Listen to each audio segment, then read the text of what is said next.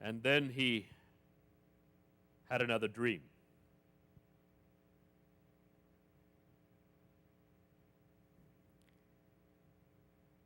He called others to him, but they could not give him the dream or its meaning. Finally, when all other counselors had been exhausted, he called for me.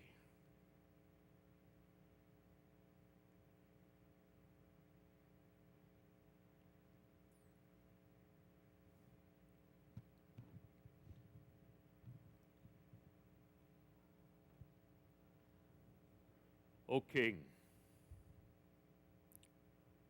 live forever. Where this dream were for your enemies and not for you.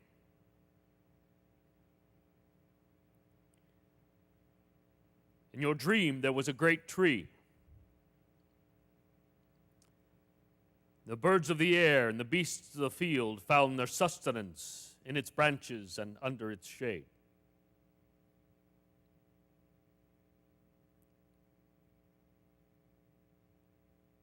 And then there came the voice of a heavenly messenger that said, "Cut down the tree and bind it with a band of iron."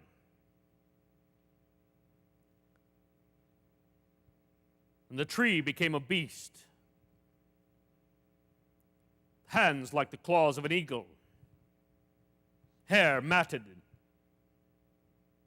The heavenly messenger said, "Until 7 seasons pass over it, it shall be wet with the dew of heaven, and shall eat the grass as the beast of the field."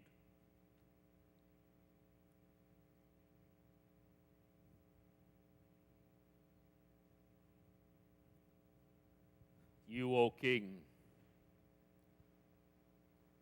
are the tree. You, O King, are the one whom the world looks to for sustenance, for shade, for protection.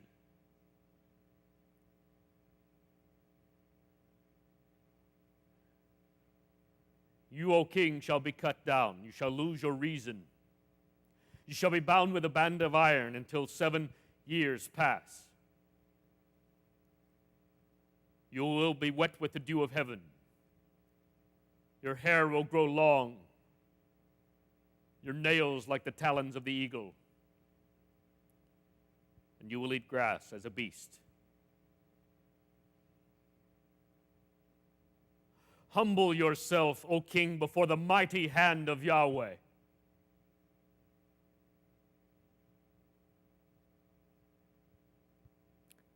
And so he did. And so he did. But kings are proud men.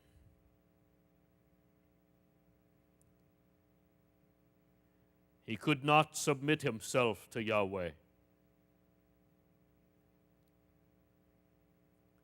As he stood there looking out over his mighty city from the palace, among the hanging gardens of Babylon, this jewel in the desert, this glorious creation that Nebuchadnezzar had made. He saw its mighty walls. He saw its great palaces. He saw its wealth. He saw its power. He saw the mightiness of his army. He saw himself as the head of gold. And there upon the wall of his palace, as he looked out over this great province, he stretched out his hands and he said, "Is this not great Babylon which I have built?"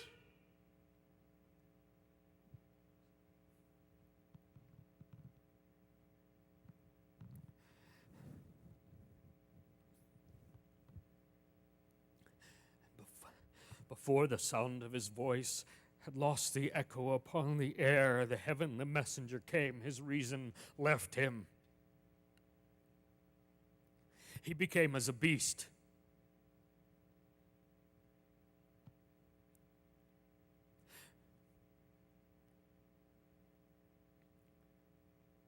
We had to put a band of iron around his neck so that we could control him. We hid him away among the palace gardens there in Babylon.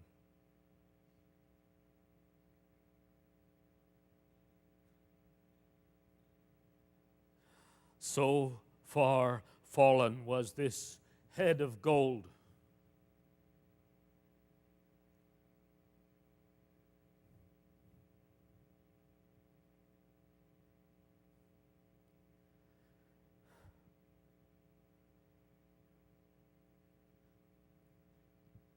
For 7 years,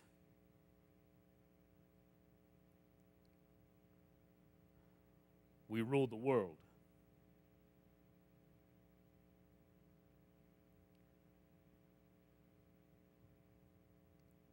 With Nebuchadnezzar's queen,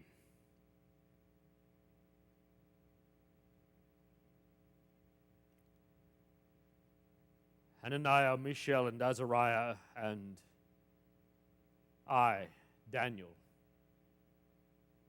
ruled the world.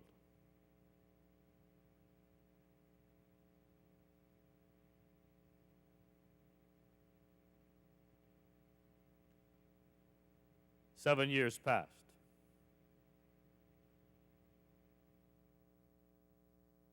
We found him there in the garden, weeping. His reason had returned, and finally, he acknowledged Yahweh here.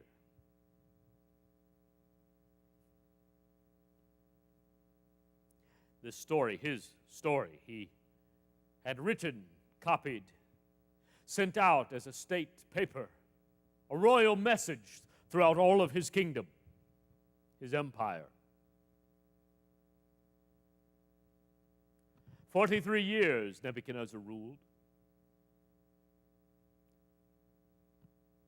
and he died.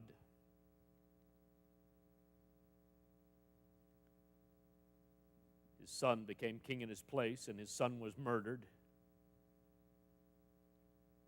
And then those who had plotted against his son were in their turn murdered.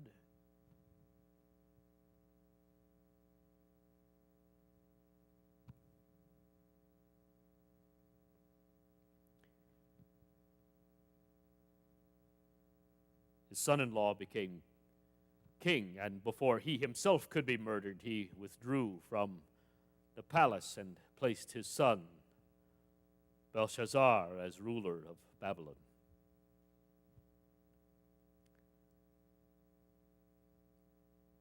I had earned arrest. I had fallen from favor.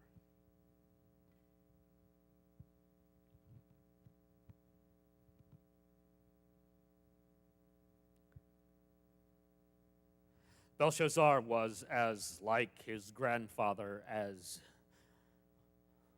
the reed of the river is to the mighty oak.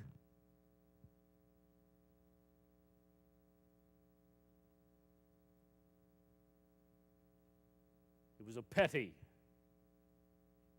evil man, much given to drunkenness and revelries.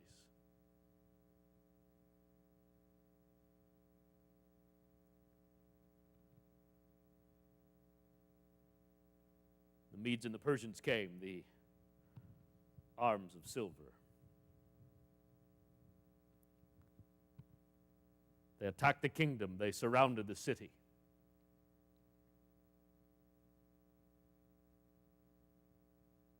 His people were starving. They were dying.